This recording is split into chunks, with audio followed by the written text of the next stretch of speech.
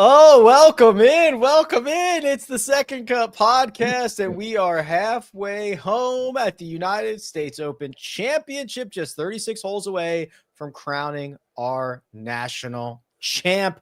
We've got a lot to get to. We've got a lot of scorecards. We've got a lot of leaderboards. I've got some video clips. We've got Greg DuCharme here. Gregers, what a day. Oh, sorry, that you're supposed to say that. Yeah, what a day. I'll echo it, Rick. This was incredible. An incredible day at Oakmont today. If you haven't heard, Oakmont is pretty tough track. Okay, hard to get around there without a mistake. Yes. We saw the carnage that we have expected all week. We saw it today. We saw it yesterday too, but my goodness, was it on display today. Let me lay the foundation a little bit here. We've got about a dozen golfers still out on the golf course. Dangerous weather in the area. They blew the horns very late on Friday. Like I said, just a handful of guys with like a hole, half a hole to play to get this round officially complete. The rain we will talk about. Let's talk about the golf course on Friday, which was very similar to the golf course on Thursday. Opening round scoring average, 74.6. Second round, 74.7. So continued carnage and leaves us with just not one, not two, but three golfers under par for the week. It's just such a... it literally is like an obstacle course. You go around here and there's no room to breathe. I mean, everywhere you look, there's an opportunity to make a double bogey. You take a second off and boom, you get hit with a double. I mean, how many guys made a mess of number two? It's a short, you can hit driver up by the green. You can give yourself a little wedge in. Guys were making a mess of it. Guys are chipping it off the green from long and number three, like a foot off the green. Colin Morikawa did that, chips it off the front of the green. Par fives, guys are making sevens, eights even. It's just everywhere you look, there's no room to breathe at Oakmont because they have such uniform, thick, rough everywhere. There is no bailout. It's a proper US Open setup. I'm glad I'm not playing. The grind. Guys are exhausted. The rounds are taking forever. They look like they've run marathons when they get off the course. So much so that Shane Lowry picked up his golf ball without marking it at one point today. Just like every ounce of brain power has been expended. He reaches down, he picks up his ball, and his brain freezes. He's like, oh God, what did I just do? Yeah. And it wasn't even like, the Phil Mickelson situation when he hit a rolling ball. It's kind of like, I'm done with this. It wasn't like that. He forgot to mark his ball. He just picked it up. I couldn't believe what I was watching. And he realized it too. Yeah. Once he picked it up, uh-oh. He did like the quick, how fans, sometimes the ball goes outside the ropes, they pick it up, someone yells at them, and they quick put it down, like that'll fix it. Like, yeah. Wasn't me. He quick like, I'll just put it right back. It doesn't quite work that way. Just infuriated out there if you're a player, because there's really just no reprieve. I mean, you got to hit driver, you got to hit it in the fairway. If you don't, what the penalty's like. If you hit it in the fairway, you're not done. You can hit the greens, but now you got to putt on them, and it's just brutal everywhere you look. So many different ways to make bogeys, so many different ways to make doubles. It's such a challenge. Yeah, so easy to make those bogeys and those doubles. Well, it's Friday the 13th, so happy Friday the 13th to all who celebrate. I am going to start the show by talking about those who were slashed, those who missed the cut, Greg. Let's start at the bottom and work our way up, and we must start with the man who ended it last year. Bryson DeChambeau will not be around to defend his crown because he has missed the cut after shooting 73-77. That is 10 over par. The final cut line ended up being 7 over par. And this was Quite honestly, Greg, a lot of really bad play from Bryson. I don't think I could point out one thing that he did wrong. It was just bad throughout the bag. It was bad throughout the bag. And he got himself off on the wrong foot by missing a lot of fairways. And there's just not quite the hack out ability in the rough. You can't predictably play from the rough here. You might get a lie. You can hit it on the green from the rough occasionally. But it seems like it's more of a luck thing than a strength thing. He did utilize it once on was that on 18? Or it was either 18 or 9. He lost his footing and he got it on the green. It was actually a phenomenal shot. That one he's just purely muscled up there. But the hardest part about the rough here is right around the greens. And Bryson really struggled with that today. He got himself in a lot of these situations just off the green, like a yard off the green. And it's like you just stub the chip. The short chips from the rough are brutal. It's like I'm trying to carry this 1 foot, but if I carry it 6 inches, it stays here. And if I carry it a foot and 6 inches, it's off the other side. Yeah. Yeah, it really is like that. And I need enough speed to get through the rough, but I need to carry it a foot. It's really high level for everybody. But unfortunately for Bryson, he put himself in that situation a lot. And he didn't putt very well. Yeah, his speed control was a little better on Friday, but he missed a lot of short putts, especially late as he was trying to grind the cut line. I find this to be pretty surprising, right? I understand that Bryson is kind of a volatile player, but this is a man for the last year and a half who has dominated golf globally, who has been a major factor at major championships, who's going to a venue that probably sets up really well for him. I thought that this championship ran through Scottie Scheffler and Bryson DeChambeau, and it just never felt like Bryson was in the mix. No, I think we learned that it runs through Oakmont. Yeah.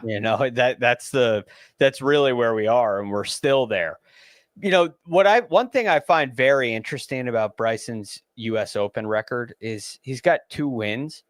He has no other top 10s in US Opens. Mm-hmm. It's not like the Xander Schauffele run in US Opens where he's just always near the leaderboard and he's won a couple. He either has them figured out or he doesn't.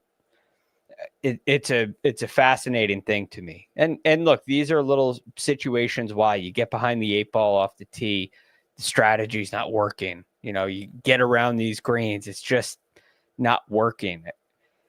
Maybe it's playing a little more like an Open Championship kind of style than the U.S. Opens that Bryson has won. At least it's just a lot more penal than Pinehurst was. It's a lot more penal even than Winged Foot was, at least for him. Yeah, no, I'm with you.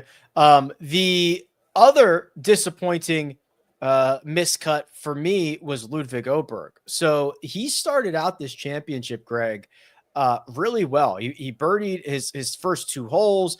He turned his first 9 at 2 under. He even was 2 under with 5 holes to play on Thursday. Then he made 4 bogeys, and his second round wasn't much better. A 6 over 76 to just miss the cut. What do we make of Ludwig now? It's been a totally bizarre year. Well, Ludwig has a couple of holes in his game, which showed up today. I mean, he hit some really good shots. The problem is there's no circles on the scorecard. He shot 76 and had just 6 bogeys, right? 12 pars, 6 bogeys.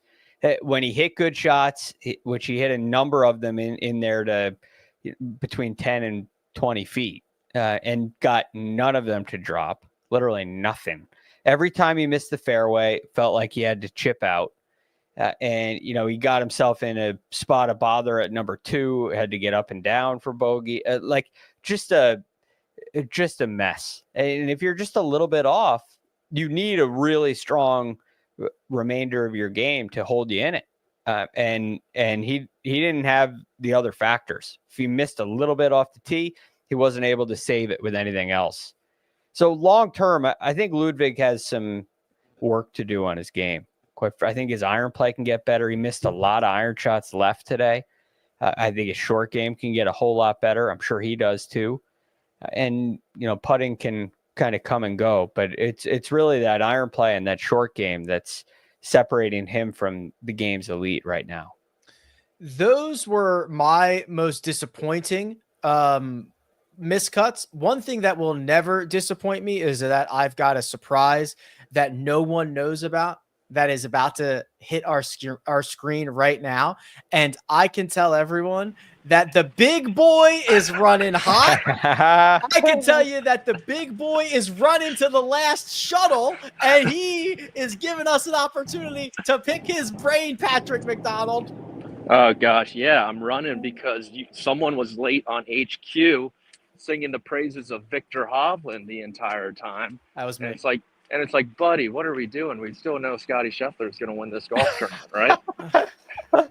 Is that the sense from the grounds at Oakmont that this still is Scotty's event to win?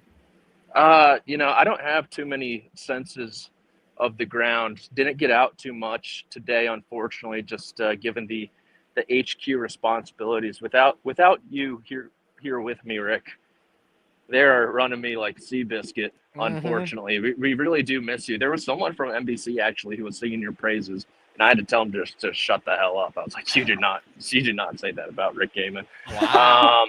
Obviously joking, but I would say the sense on the ground is, this is really good light, this is the range light, is one, Hovland striking the absolute nuts off the golf ball. And two, there's like this weird discussion about the rough, and all of a sudden we like care about pampering players and how it's a little unfair. And I thought it was kind of weird. There's a lot of variance this week, I would say, which not everyone was ready for. Yeah, this is a it's U.S. Open in Pittsburgh. Come on. Is anybody ever happy about the conditions? They're either too easy, they're too hard, the rough's too thick, the rough's not thick enough. No one's ever happy. Can I cuss on this podcast? Sure. Everyone just bitches and moans the entire time. It's like all that the golf media is good for. Thank God we're not a part of it, though. Thank God. Thank God we don't play into that. What are you doing right now? You going to the shuttle? I could go to the driving range if you guys want. I have 6 minutes. Is Bryson still there? Let me check. I'll check for you guys. No, but I did get a firsthand glance of 2 pretty cool moments, I would say. Actually 3. One, with the way the media center set up, we're like on top of these guys, like almost like a hockey rink. It's awesome. If they really wanted to, they could take us out with a 7-iron on the patio that we have. And so Cam McCormick and Spieth and Greller were going through it. And then I got first row action to Scotty Scheffler's show. That's nice. How about that? That's the putting green. And dude, Scheffler, man, it was like he had all the contraptions out, and he was really working hard on his takeaway in particular, and he would just take it away. Wow, look at us. How many people can say they dabbed on the Oakmont driving range? At least one. And like he would do it improperly and just like throw a fit. Slump shoulders, like so pissed off, spit on the ground, wipe his head. One time, it was pretty scary. He was doing all that, and we locked eyes. And I immediately just like... You were about to be his next victim. And then the final cool moment was, I had to get out there and see Phil the Thrill, potential last U.S. Open, right? So I run out there. Luckily, the media center also right next to 18. Sprint up to the tee. Just great drive. You knew he was going to pipe it down the fairway. Great second shot. We're by the green. Thunder is bellowing in the distance. Harmon also battling the cut line. Cam Smith also battling the cut line. Harmon has a tricky 2-putt. You can tell he's like a little squirmish and nervous. for some reason. It's because the Thunder. And he goes, "Hey guys, do you feel safe continuing to play?" And Phil like kind of cuts him off, and he goes, "You just want me to go because I'm finishing, no matter what." There was no chance Phil was waiting around until tomorrow to wrap up his final U.S. Open ever. They really faintly picked that up on the broadcast, very faintly. Yeah, I was. And Harvey kind of just like stood there, almost like when you're at your friend's house and their parents are yelling at them and you're just petting the dog. That was kind of Harmon. It was like he didn't say anything back. He kind of just like, all right, I guess I'm putting this. Yeah, Phil peer pressured him into finishing. All right, Patrick, you got to get on the shuttle. Last thing, we'll let you go. Appreciate not here, so we're. Oh, okay. Hopefully one more. Okay, well, here we'll leave you with this because I want to. This has been an electric factory, and I can't run the risk of you running out of energy. So, what are you focused on tomorrow? What will you be looking out for? What is your X factor, your storyline? What is tomorrow moving day at Oakmont for you? I think tomorrow is going to be fucking electric. Yes. Because we have this rain. I should have done like a belly slide for you guys or something to show you how wet it is out here. We have this rain that's softened this golf course, and we have a sick chasing pack. Are you kidding me? Yeah. Morikawa, Rombo, Scheffler, and then you go maybe one D. Bradley. You want to talk about his finish today? Dog, he just played himself on his own team. Jason Day, maybe? No. But still, that chasing pack in an inexperienced top of the leaderboard with Burns and Spahn, I think they're going to see some names rise tomorrow, and they might be the names to fall. Mic drop. Perfect. Patrick McDonald, everybody. The big boy is coming in hot from Oakmont. Thank you, Patrick. You are a gem. We love you. We will see you. We're looking forward to seeing you and talking to you tomorrow. Have a good night. Be safe. I'm losing my mind, man. Goodbye. I'm cutting you off. Goodbye. Everybody's losing their mind in Pittsburgh. It's, there's something in the water. They're just nuts out there. I mean, come on. If that doesn't get you excited to hit the like button or to subscribe to the chat, we got to get Patrick. We gotta get Patrick in here more often. That was a lot of fun. Yeah, it's a blast. Love his insights. Love the boots on the ground. He could be our Oakmont correspondent. So pretty cool stuff from Patrick there. And I think he's right. I mean, that rain. I was watching Golf Central, and it was like you couldn't even hear him. It was pouring. So it's gonna definitely change the golf course. Yeah, Patrick Wet Socks McDonald, as Joseph Bosa points out, he's going to have some wet socks himself on Saturday. So we've got Patrick, who's having a hell of a lot of fun at Oakmont, and we've got Rory McIlroy, who I do not think shares the same enthusiasm for Oakmont as Patrick does. And Greg, we had a couple of moments here that I'm gonna show you. We've got this second shot on 12. If you're watching on YouTube, I'm playing the clip. Rory McIlroy 4-iron and then chucks it 20 yards in front of him. Yeah. Full overhand, tomahawk, I would call that. Yeah. Not happy. That's part one. And then later in the round, this could have been 17 or this was late. This was like his last hole or his second to last hole. We've got this gem. Yeah, this was 17. Driver doesn't like it. Turn around, smashes the tee marker and breaks it. Okay, I'll show it to you one more time if you're watching on YouTube. Yes. Bang. Okay. This is a clown move. Oh. Okay. I have been very consistent. When Eric Van Rooyen destroyed a tee marker, I called him a clown. When Wyndham Clark threw his club just at the PGA Championship and put a hole in that sign, I called him a clown. Rory McIlroy was a clown today. I don't know what he's doing. I don't know what he's going through. I don't know if it's something that's golf related or not. Both of those are clown moves. Yeah, it's I'm not a huge fan of the club throw, although I get the first one to a degree. I don't like it.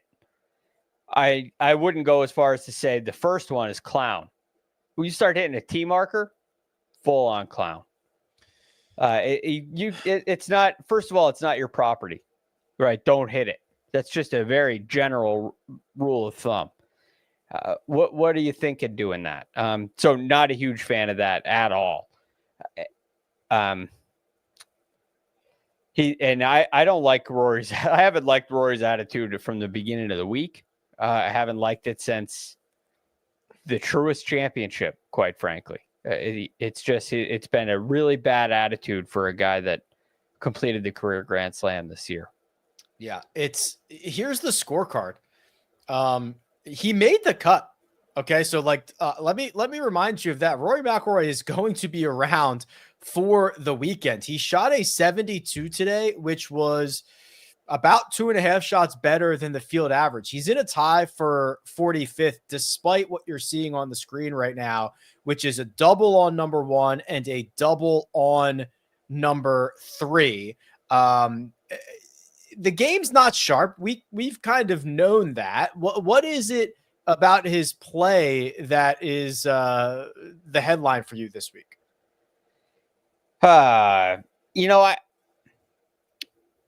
Rory's play today was really quite good. Yeah. It was really good. I mean, he got stuck in a couple of bunkers, right? He hit it in a bunk. He hit it in the right bunker at 3 and got stuck. He hit it in the left bunker at 1 and got stuck. And both of those led to double bogeys. And then after that, it was really quite good. I mean, you're going to see a bad shot like that, right? Like the shot he hit at 12 led to a par. The shot he hit at 17 led to a par. You'd like to make birdie at both of those holes. I understand that. But look, those were few and far between. He hit the ball really nicely today. He's leading the field in driving distance. Hit 8 fairways today, which isn't enough. So the big story is these big numbers coming from maybe trying to get more out of it than you should, right? Those 2 doubles, if you take your medicine when you're in that bunker, get it back into the fairway, they're probably bogeys, maybe even pars. He had the same situation happen. I mean, he ended up making 6 at 12 yesterday, but it took him forever to get out of the rough. It was 1 shot from the fescue, 1 shot from the lip of the bunker, another shot into the fairway, and then up and down from 175 to make 6. So it's a little bit of biting off more than you can chew. And you do that 3 times. If you think of it, if he's 3 shots better than where he is right now, he's at 6 over. If he's at 3 over, this is a totally different ball game. Right. Just got to keep your head about you in these tournaments. I know it's such a corny thing, but like every shot matters. Like as here more than anything, because guys are spending them so quickly that if you can make a bogey instead of making a double, it is massive. Yeah. Yeah. And you don't know, like 2 birdies catapults you up the leaderboard. It catapults you up the leaderboard. It's one of those tournaments. There's probably a little more separation, but it's one of those tournaments where a guy you haven't seen on TV at all of a sudden is in 3rd place tomorrow afternoon. It's like, what? Oh, well, he made 2 birdies and he hasn't made a bogey in 8 holes. Right. That's how quickly it can happen. So you can't punish yourself the way Rory has. And it's really 3 occasions when he's done that is, I think, led to the demise. Well, let's continue to work our way up the leaderboard here. We've got Rory McIlroy in a tie for 45th. He's 6 over. Jordan Spieth, 1 shot better than that. He is 5 over par after shooting an opening round 70. So that's a 75 in the second round. And only a single birdie on the card. It came on number 12. So Jordan Spieth, when he posted this actually aged a lot better as he ended up finishing in a tie for 36. I was ready for it, Greg. I was ready for a Friday, a great Friday where Jordan Spieth becomes a topic of conversation in this championship, and I did not get that. No, not quite. 5 over is really tough, and it's not far off. These aren't big misses, but again, it's what happens with the driver where he gets himself into trouble. Right? Yep. He's got to pitch out at 1 and makes par. He's got to pitch out at 2. Tries to. And you saw that shot, right? This is the meme when I'm waiting for the green to clear for 10 minutes and then I do this, which is unfair because it's Oakmont, but that's the kind of situation that we're dealing with. It's just hitting it just off the fairway into trouble on this brutal front 9. And on 9, he hits it into the ditch. That ditch is right off the edge of the fairway. It's not like the Jordan Spieth of 2017 where he hits it onto a driving range that nobody knew was there.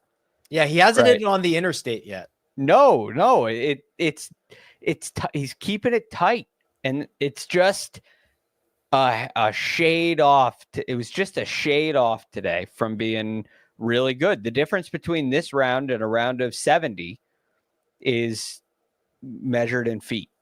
Yeah, he hit 5 fairways today. He only hit 7 yesterday. And yesterday he gained a stroke off the tee, and today he lost a stroke off the tee. So it was just in kind of a lot worse positions. And then, then that kind of just goes throughout the rest of his bag. Jordan Spieth currently in a tie for 36th. We are working our way up the board here. Jordan Spieth at 5 over. How about Jon Rahm at 4 over? And this is after an opening round 69 for Rombo. And this was a frustrating one for John. And the emotion was coming out on the golf course. It was coming out after the round.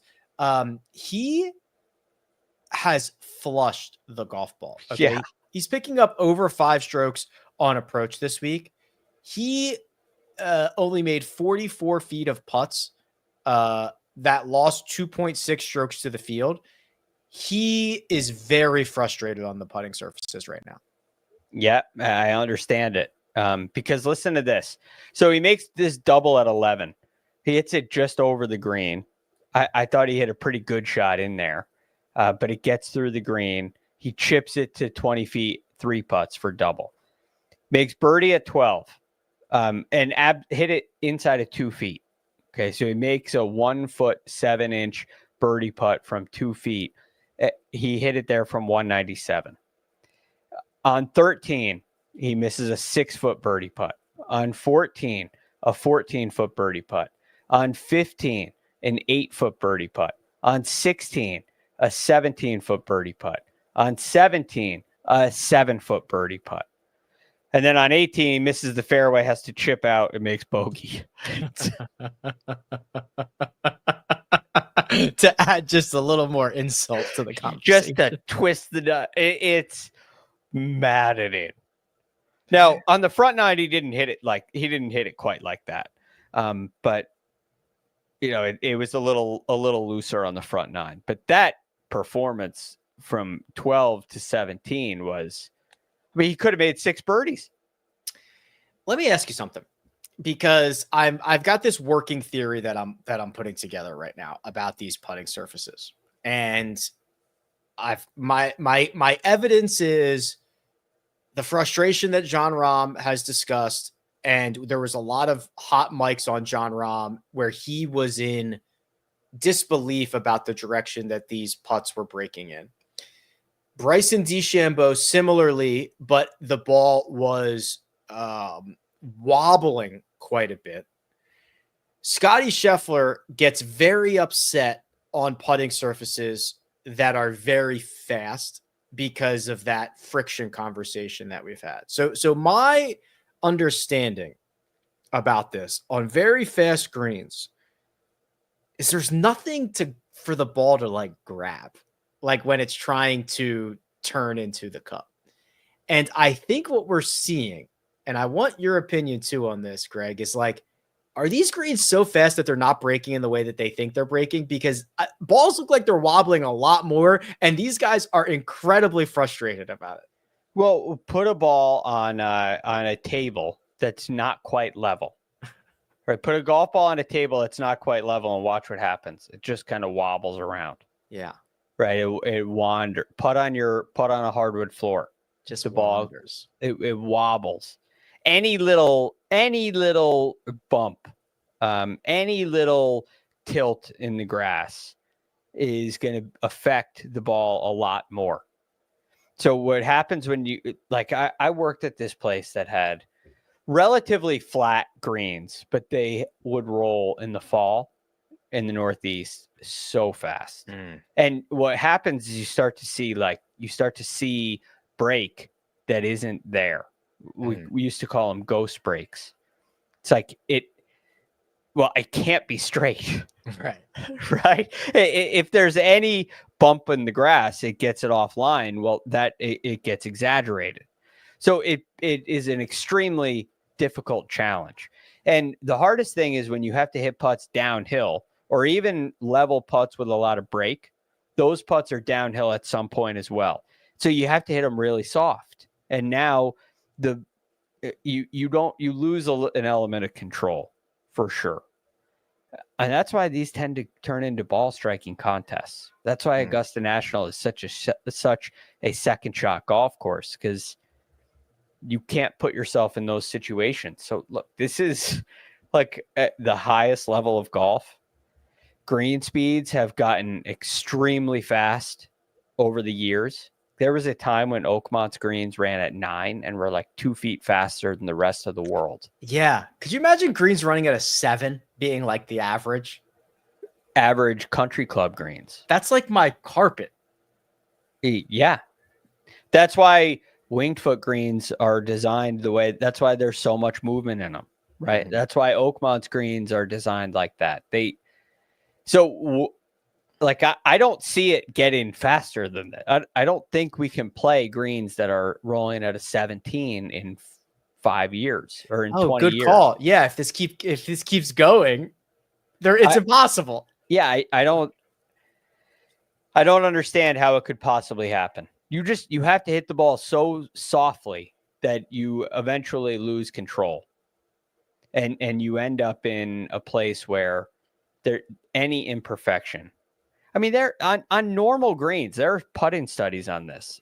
20% of putts miss because of green irregularities. Yes, at a certain distance. I see the guys on TikTok who have the little ramp, the perfect putter. The perfect putter. 3 putts exactly the same. One will miss left, one will miss right, and one will go in. Yeah, at the same speed. That's golf. Well, now you turn these greens, put them on a massive tilt like they are at Oakmont, and at the same time make them 3 times as fast as any greens you've ever putted on, and that's what you get. So it's high level, and it's right up against the edge, and ultimately that's what happens. Jon Rahm is in at 4 over par alongside the number 1 player in the world, Scotty Scheffler. A 71 that he posted early on Friday that got better and better and better as the day went on. I think Scotty was in 36th, 37th, 38th or something like that when his round finished. He is now in a tie for 23rd. 4 birdies offset by 5 bogeys on this card. A frustrated Scotty. We heard from Patrick, our reporter on the grounds, about the frustration and the grind that was still going on after his round was complete. Scotty's not happy, but he's still very much alive in this championship. He is alive, but there's work to do. Okay. So, I mean, the good news first. He was tied 49th when he finished yesterday. We talked about this. He shot 1 over. He's now in a tie for 23rd. He is only 7 shots back heading into the weekend, and it's pretty thin, which we'll get to. But you look, he plays number 10 beautifully. It's a perfect shot. Number 11 hits it into the rough right by the bunker, has to chip out, makes par, stuffs his third. That's great. Doesn't make birdie at 12 because he hits a terrible second shot down the right, no angle, has to make par. Comes up short at 13, left at 14. I mean, left at 15 again. And then he's right by the green in 2 and chips it 10 feet by. Like this is just, it's sloppy. And then you get to the worst one, which is 17. This is where it's like, you just have to, it's like the Rory McIlroy conversation. You just don't mess up what you shouldn't mess up and you'll be okay. He's right in front of the green. He's putting. It's a 50-foot putt. He putts it 12 feet by. Putts that the next one 5 feet by. Misses that one. And for about as easy a birdie as you could ever make at Oakmont, he turns a 3 into a 5. And just think about those 2 shots. If this round was 69 today and Scottie Scheffler was at 2 over, how different the feeling around this tournament would be. Oh my gosh. Just a critical moment. Yes, and it goes back to the one shot here, one shot there, and this championship is turned. We'll get to the point of the show where I say how far back is too far back and all that fun stuff. But we both agree that like well, hold on. I'll save that. Because I was going to get into winning score stuff and all that's coming up. That's coming up. But look, like Rick, this continues. This is the frustrating number 1. He's in the fairway 162 yards away down the hill, makes bogey. He number 3, he drives it left.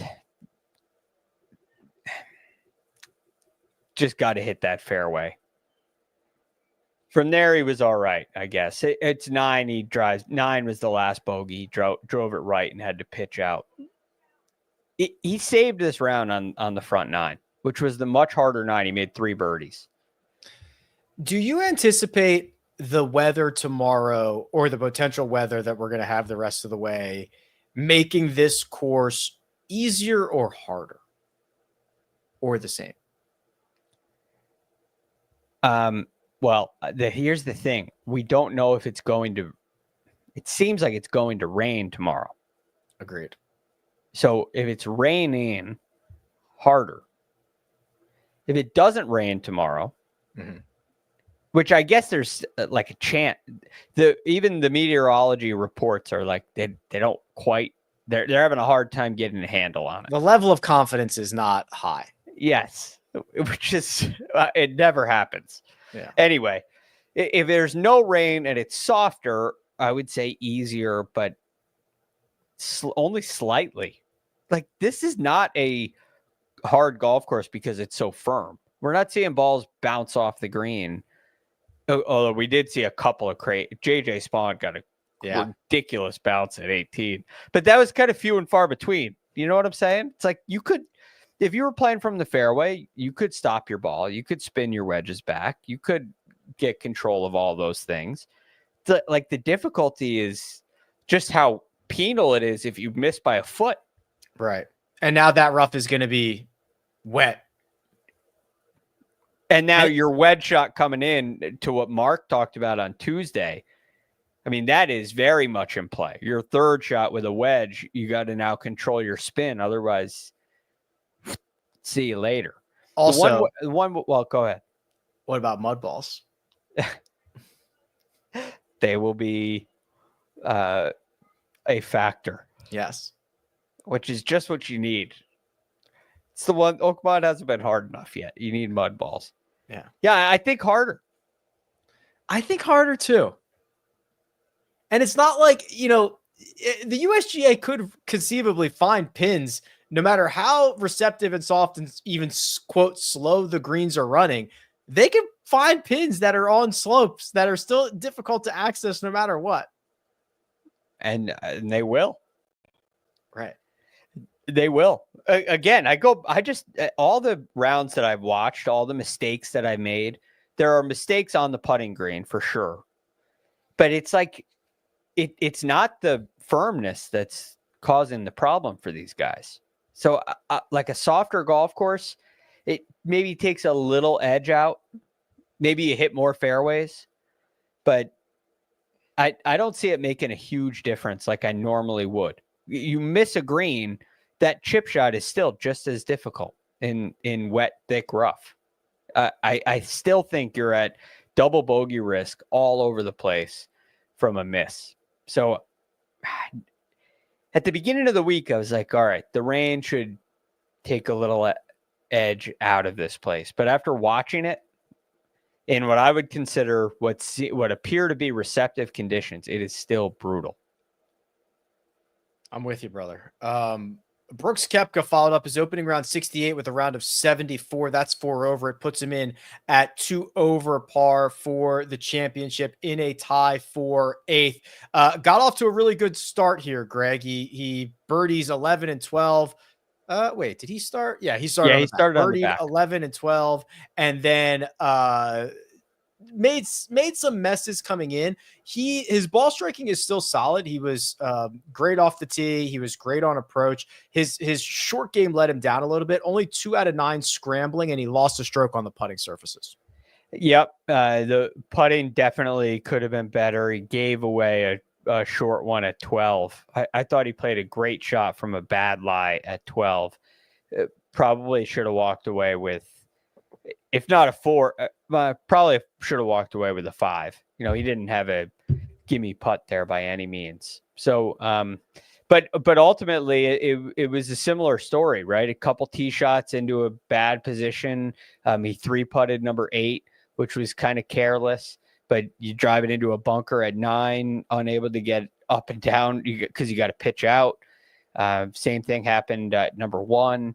So, you know, a couple mistakes off the tee, which seemed to happen to everybody, but a couple of careless, easy mistakes on the putting green. And those are the things you really just, because it's so penal off the tee, you can't afford a careless mistake on the greens.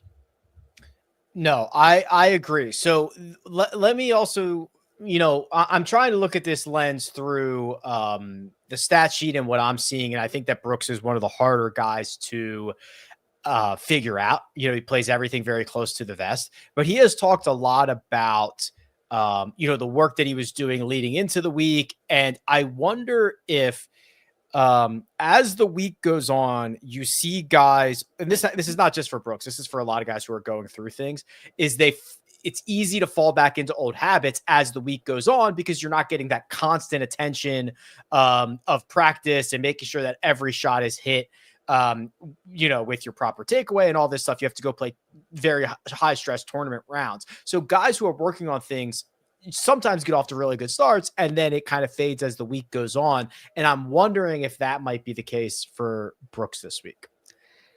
It's very possible, right? I don't quite know. I still think for the most part, his ball striking held up. I thought when he got it in position off the tee, he was able to hit high quality shots. You know, he's been working on his short game as well. And the strange thing about it is, Rick, unless you're talking about the full swing, really, unless you're talking about the driver or shots from the fairway, you have to hit so many shots that you just don't typically practice out here. Like the short game shots out of this rough are, it's almost not a practice game. It's just it's a totally different style how you're going to handle that.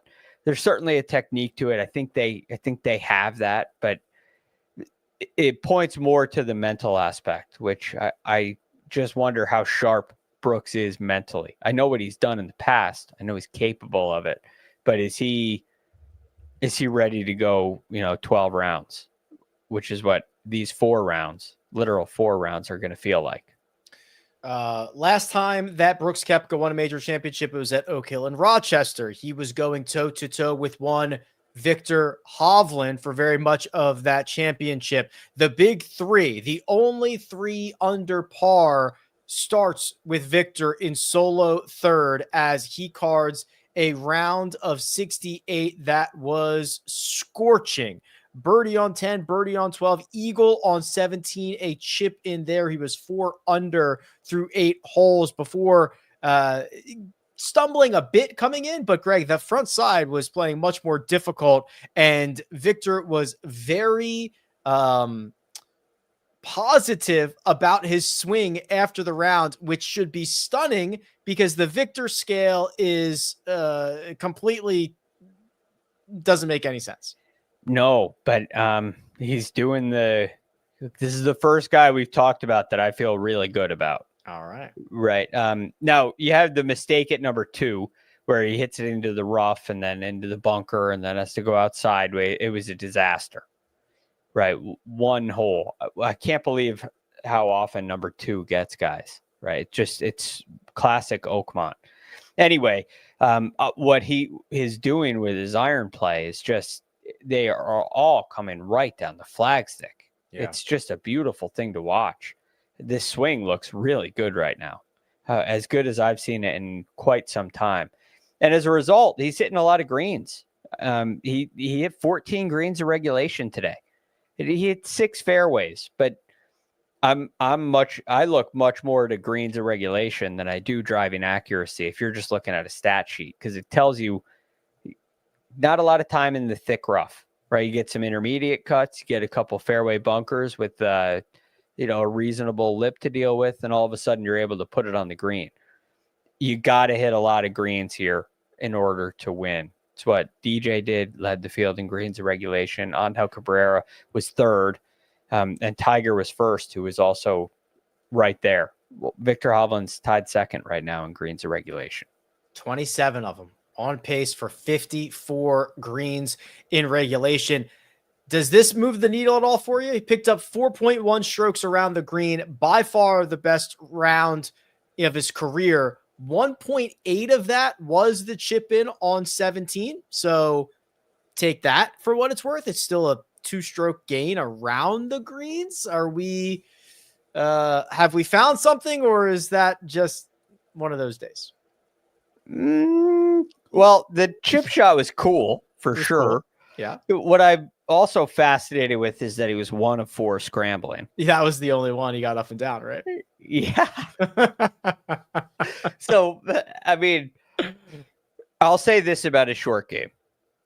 This is a totally different short game experience, right? You got to just, you're popping the ball up onto the green. Like, the technique that always gives Victor a hard time exposes itself on really tight lies, right? And you're not getting any of those. If you're in the collar, you're putting.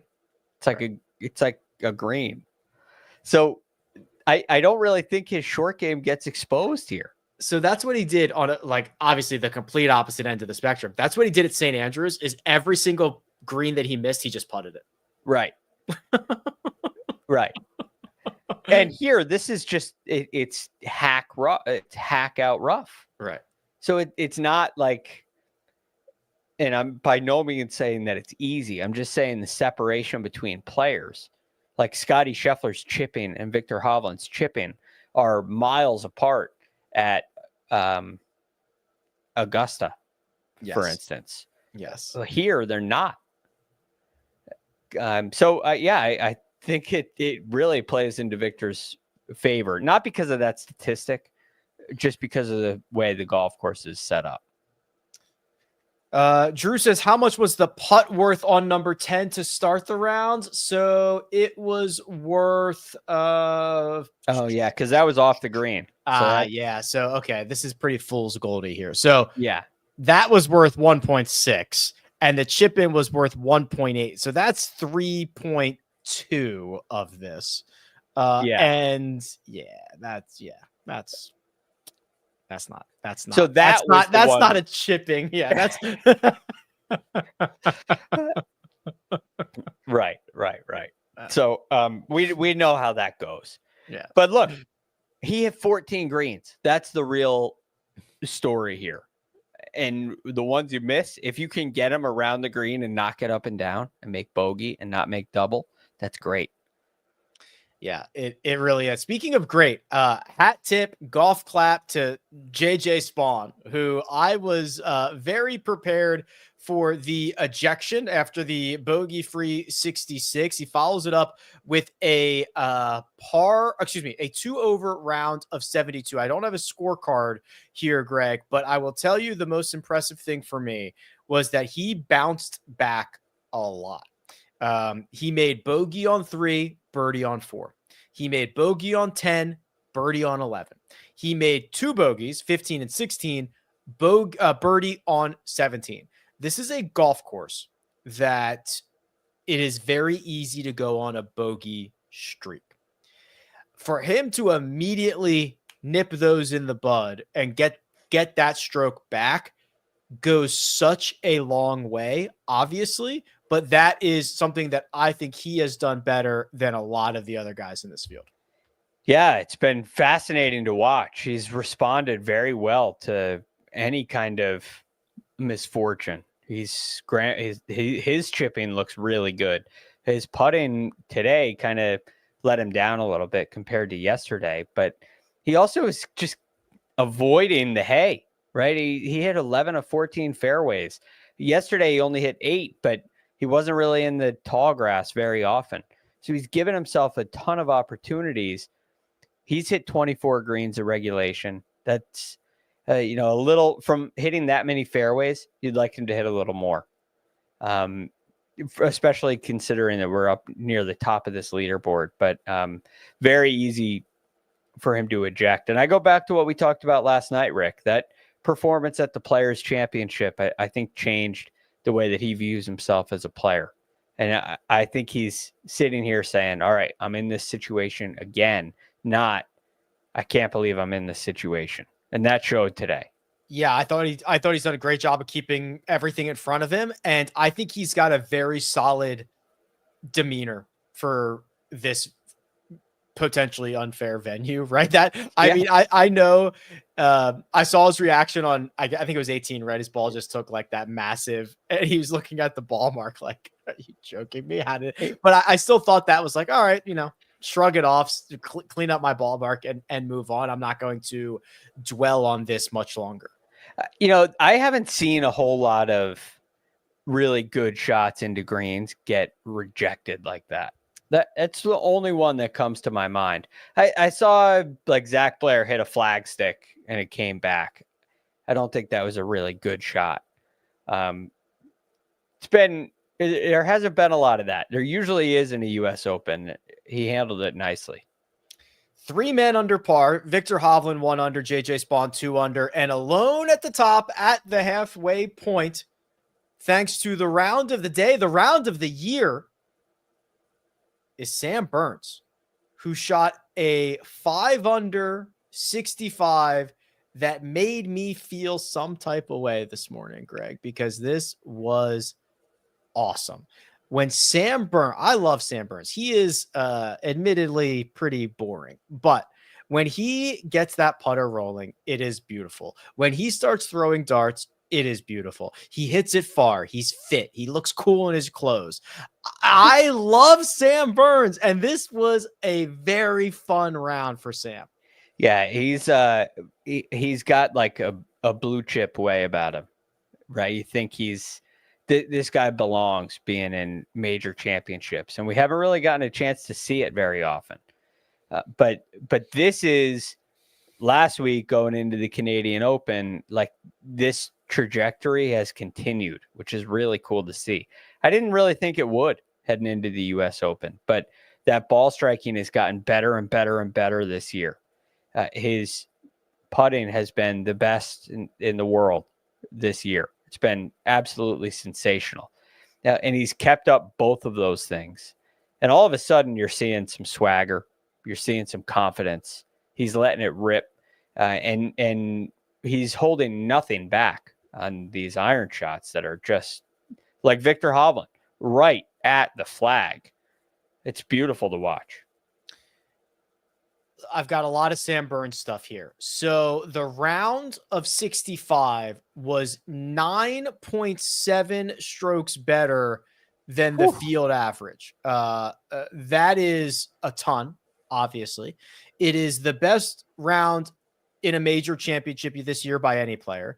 And it is the best round on tour this year by any player. He beat Jake Knapp's opening round at the event that was formerly called the Honda, now called the Cognizant. So that is the best round by any player this year. I go back to Thursday afternoon. Played his final 4 holes in 5 over. How many guys would have went back to the rental, packed up their bag, and said, "Honey, grab the kid. We're gonna be going home. We're gonna book a flight for Friday afternoon." He comes out and shoots the round of the day, the round of the year. I'm impressed. I'm starting to feel it for Sam Burns. I'm kind of wondering, like, what if? What if? You know, think about how well he played yesterday. He made 5 birdies. He's 3 under with 4 to go and shoots 2 over. Like, what if he played those holes in even? This is a runaway. It's a runaway. Yeah. And that's the quality of golf that he's playing. It's pretty. That's a good point. I think he's objectively playing the best golf this week by a significant margin. Yes, he is. He is. He's got a little more firepower than JJ Spawn, who's played great.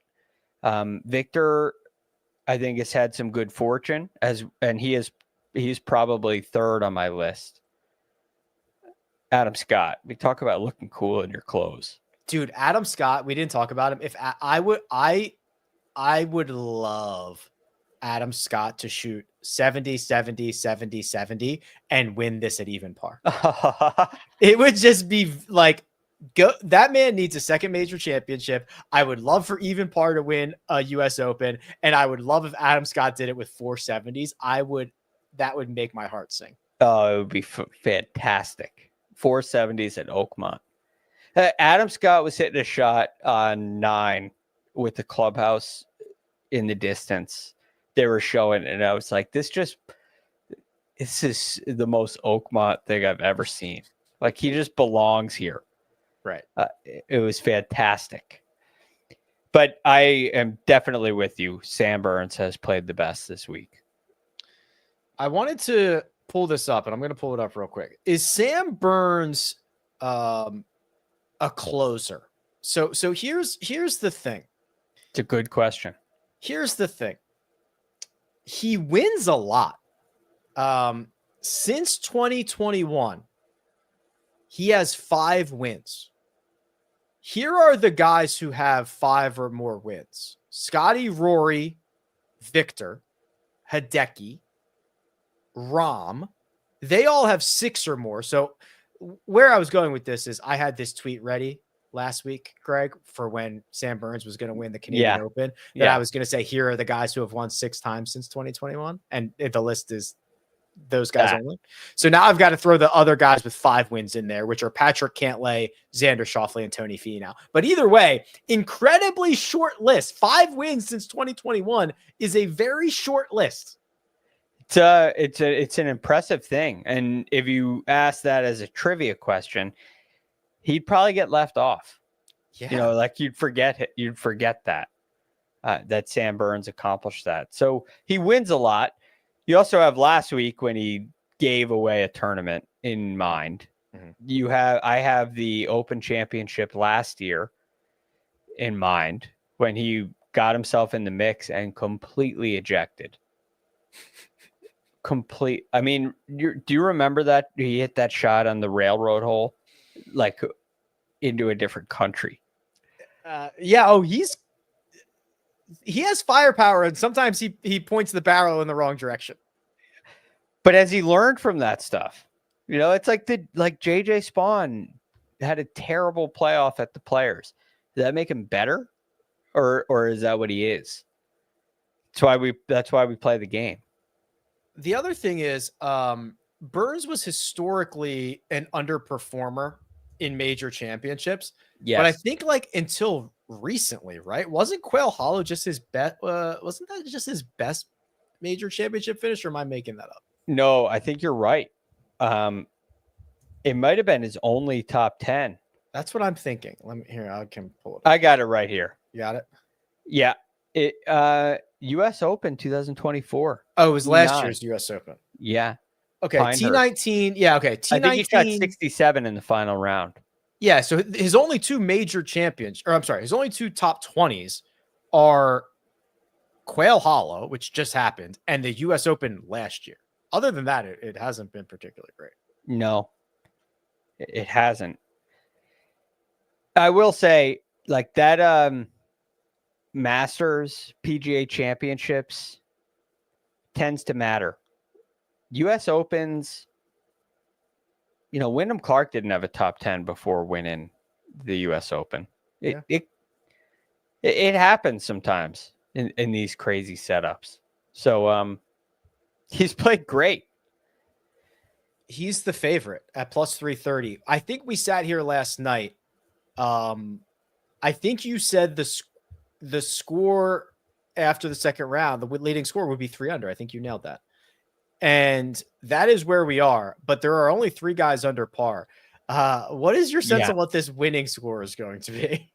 Yeah, I have had such a hard time with this through the week in my mind, like seeing it go in massively different directions. Yeah.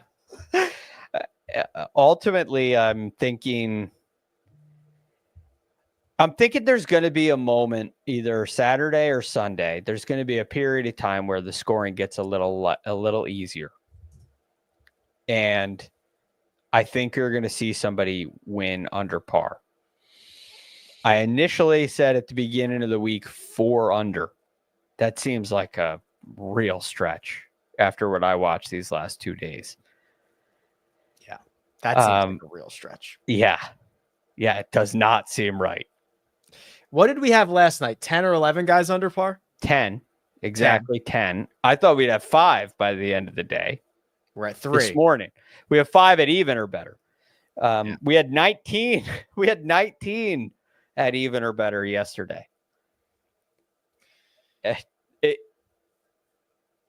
I think your Adam Scott 4 rounds of 70 could do it. Would you sign for 70? Would you sign for even par right now, 280? Rick, it changed my life. But that's going to be top 2. Yeah, you're going to get at least like $2 million out of it. Yeah. Of course I would. And I would recommend it to anybody. Yes, I would too. Do you think Colin Morikawa is still thinking he should play it out, or should he take even par? Well, 4 under tomorrow, 4 under the next day. So silly, that guy. That is just... You know what? At least it wasn't a real offer. Okay. That's true. It was just like a social media offer. Yeah. Yeah. Burnsy is your favorite plus 330. Victor Hovland 5.5.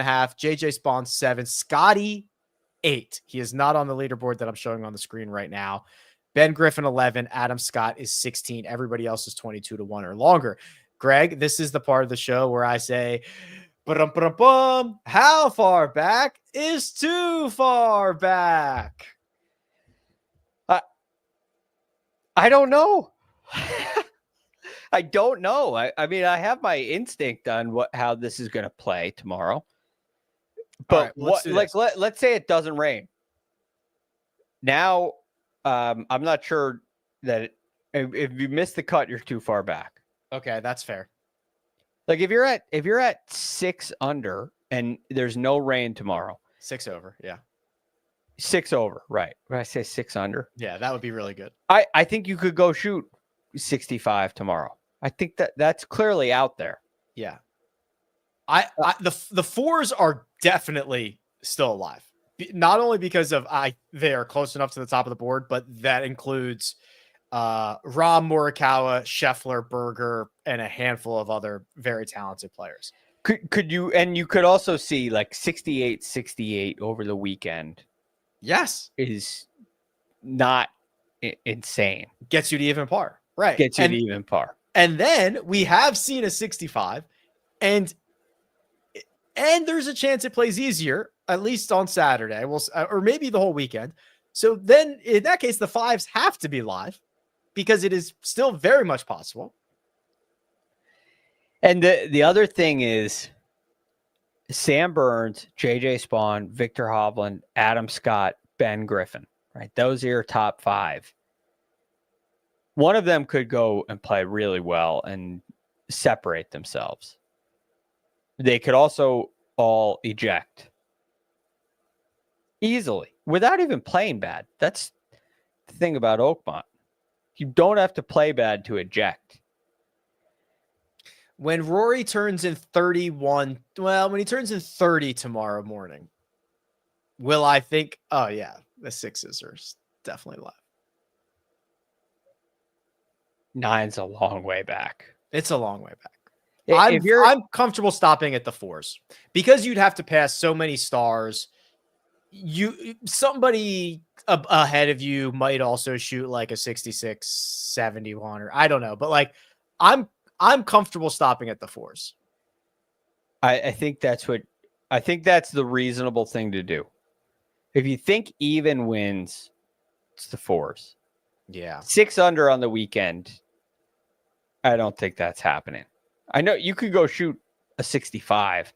I don't know if you're going to shoot 65, 69. That would be pretty wild. Be a hell of a weekend. Or 69, 65. Hopefully somebody shoots something that we don't have to talk about the Johnny Miller round anymore. Oh, if somebody goes and shoots 62? Yeah, 62 on Sunday to win.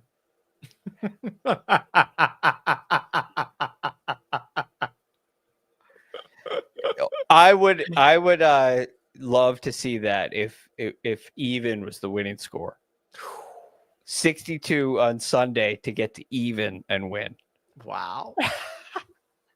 That would be somebody who will be worse going into Sunday than they are right now because the cut was 7 over. So like, okay, Patrick Reed shoots 1 over tomorrow, and then he shoots a 62 on Sunday to win at even par.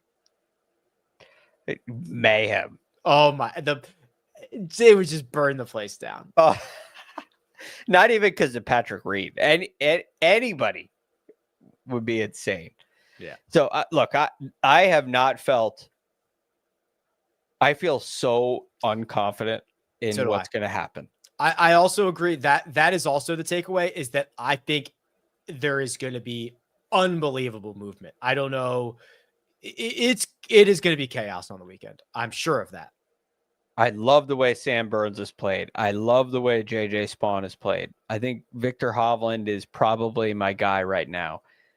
Adam Scott would be cool. Can he do it? Ben Griffin is a baller. Yeah. Right. I love all these guys at the top, but it just feels like you don't have to make a mistake to get punished here. Right. You know, you miss a green by a foot and you can't get it up and down. It's like, my goodness. Yeah. Thanks for playing. Yeah. Max Grazerman, 76 in the first round. He's in 12th. Oh, yeah. He was like 5 on. What did he shot? Shoot? 67. Yeah, 67. Wow. Good on you, Max. Yeah. Jason Day, 76, 67. Tied 12th. Same deal. Wow. It's that's the kind of thing that where if you play great, perfect golf, you can score. But at the same time, I think you could be pretty close to perfect and get punished. Moving day is certainly going to have a lot of movement. We've got to finish a little bit of round number 2, but then we will be back, of course, after round number 3 with just 18 holes to go. We'll have a better sense of what this leaderboard is looking like, if any of the big boys have made a move. Greg, any final thoughts on Friday night before I get us out of here? I don't even know what to say, Rick. I got nothing else. I can't wait to see it. Fair enough. It's going to be an absolute blast. We'll see you guys again on Saturday. This has been The Second Cut. Goodbye.